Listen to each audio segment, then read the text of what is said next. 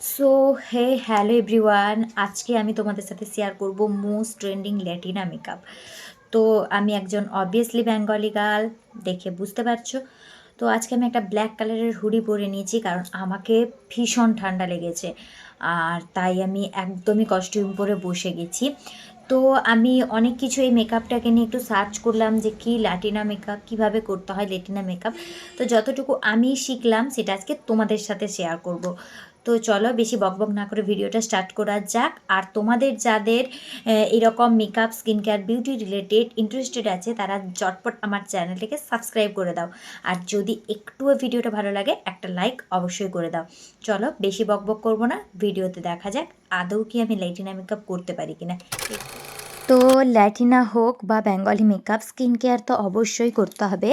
তো আমি আগেই আজকে ফেস ওয়াশ করে টোনার অ্যাপ্লাই করে নিয়েছিলাম, তাই তোমাদেরকে আর দেখালাম না। তোমরা ফেস ওয়াশ করে টোনার অ্যাপ্লাই করে নাও বা ওয়েট টিস্যু ইউজ করতে পারো।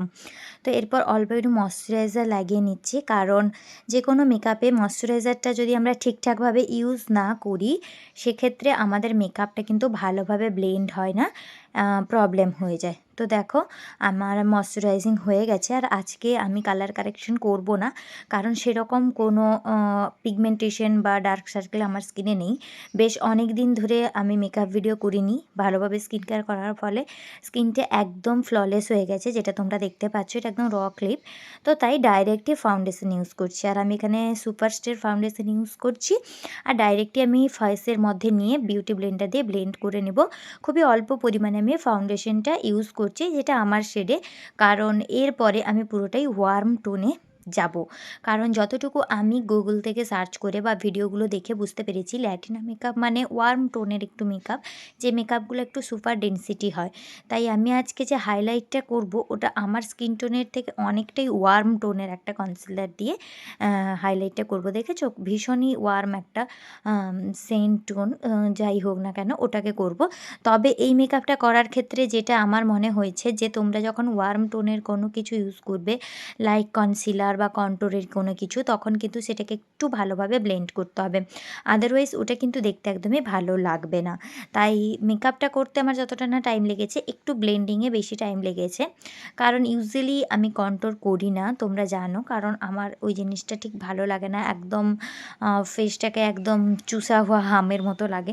তো যাই হোক, যেটা ট্রেন্ড মেনটেন করে তো করতে হবে, তাই করেছিলাম। তো দেখো এখানে ইয়েলো টোনের কনসিলারটাকে আমি ভালোভাবে ব্লেন্ড করে নিচ্ছি। এবার আমি ইনসাইড কসমেটিক্স থেকে ডার্ক শ্যাডোটা নিয়ে কন্ট্যুর করব। আর প্রথমে চিক কন্ট্যুর করব, আর চিক কন্ট্যুরটা অনেক অল্প পরিমাণেই করব, আমি অনেক বেশি টানবো না, কারণ সেটা হাই হয়ে যাবে। পরে আমি এটাকে আবার পাউডার কন্ট্যুর দিয়ে সেট করব। কপালটা আমার ভীষণই বড়, তাই আমি এখানে একটু ফোরহেডে কন্ট্যুর শেড অ্যাপ্লাই করে ব্লেন্ড করব। তোমাদের যদি কপাল ছোট হয় বা না চাও কেউ, অপশনাল, এটা স্কিপ করতে পারো। তবে কন্ট্যুরের শেডটা কিন্তু অবশ্যই ওয়ার্ম টোনে রাখবে, একটু ডার্ক টোনে রাখবে, তাহলে কিন্তু দেখতে বেশি ভালো লাগবে। তো চলো এবার এটাকে ব্লেন্ড করি। আর কন্ট্যুরের শেডটাকে সবসময় কিন্তু আপওয়ার্ড মোশনে ব্লেন্ড করবে, মানে ওপরের দিকে বেশি ব্লেন্ড হবে। তো যাই হোক, তোমাদের সাথে কথা বলতে বলতে আমার অলমোস্ট এক সাইড ব্লেন্ড করা হয়ে গেল। চলো অপোজিট দিকটাও আমি ব্লেন্ড করে নিই। আর দেখো আমার সমস্তটা ব্লেন্ড করা হয়ে গেছে, নোজেরটাও আমি ব্লেন্ড করে নিয়েছি। এবার ফেসটা একটু আলাদা শেপে লাগছে, গোল গোল লাগছে না, লম্বা লম্বা লাগছে, যাই হোক ওটা কন্ট্যুরের জন্য।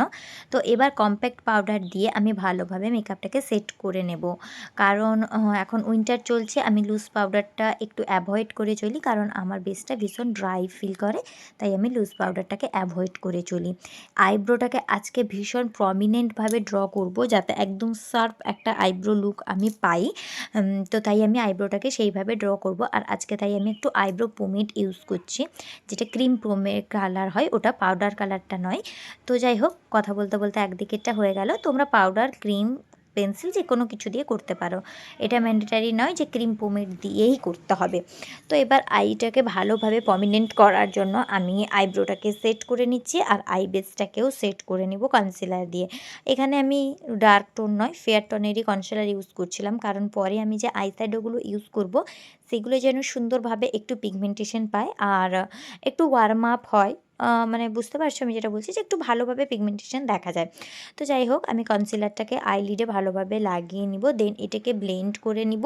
আর ব্লেন্ড করার পরে অবশ্যই আমি এটাকে কম্প্যাক্ট পাউডার দিয়ে সেটও করে নিব, যাতে ব্লেন্ডিংয়ের সময় কোনোভাবে আমার কনসিলার ক্রিজ না করে। এবার আমি আমার মোস্ট ফেভারিট প্যালেট নিয়ে নিব, সুইস বিউটির এই প্যালেটটা। এর মধ্যে যেটা সবথেকে বেশি ডার্ক টোনের কালার, যেটা আমি একদম ইউজই করি না বলতে গেলে, আজকে সেইটাই আমি ইউজ করতে চলে এলাম। তো ওইটাকে আমি একটা মিডিয়াম ব্লেন্ডিং ব্রাশে নিয়ে প্রথম আউটার ভিতে অ্যাপ্লাই করেছি, আর দেন সুন্দরভাবে ওটাকে আমি পুরো আইলিডের ভিতরে ব্লেন্ড আউট করে নিচ্ছি। তো তোমরাও এরকমভাবে করবে। এরপর একটা মিডিয়াম কালার দিয়ে মিডিলটাকে ব্লেন্ড আউট করে নেওয়ার পরে ডার্ক কালারটাকে দিয়ে লোয়ার ল্যাশ লাইনটাকে ব্লেন্ড আউট করে নিলাম। হয়ে গেল আই মেকআপ। বেশি কালার্স দিয়ে করব না।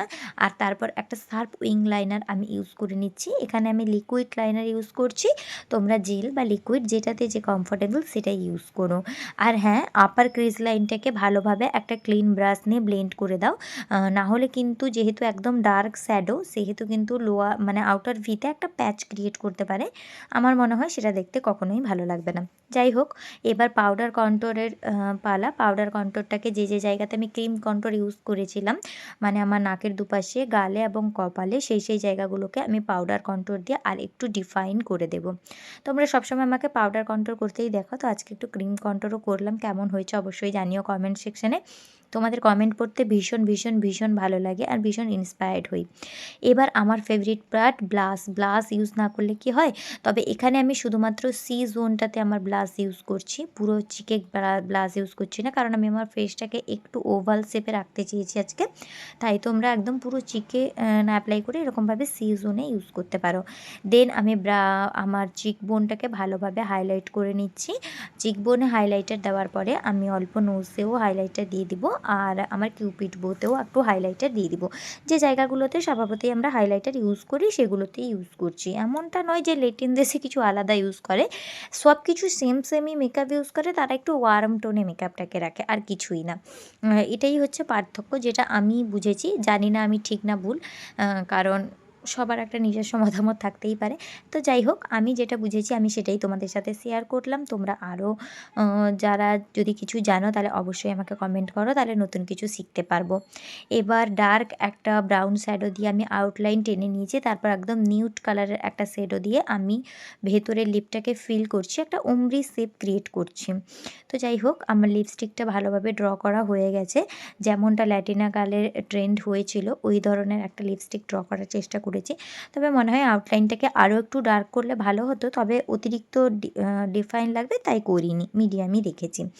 এবার আইল্যাশ ইউজ করে নিচ্ছি, আর আইল্যাশ ইউজ করার পরেই আমি আমার লুকটাকে কমপ্লিট করলাম। সো গাইজ, এটা আমার ফাইনাল লুক ছিল, উইদাউট এনি এডিটিং, জাস্ট র ক্লিপ তোমাদের সাথে শেয়ার করলাম। আর তোমাদের কেমন লাগলো অবশ্যই জানিও, আর ভালো লাগলে লাইক, কমেন্ট, শেয়ার, সাবস্ক্রাইব করে দাও। আর পরে কী ধরনের ভিডিও দেখতে চাও কমিউনিটি পোস্টে আমি পোস্ট করব, অবশ্যই কমেন্ট করো। তো চলো, টাটা, দেখা হচ্ছে নেক্সট ভিডিওতে, বাই।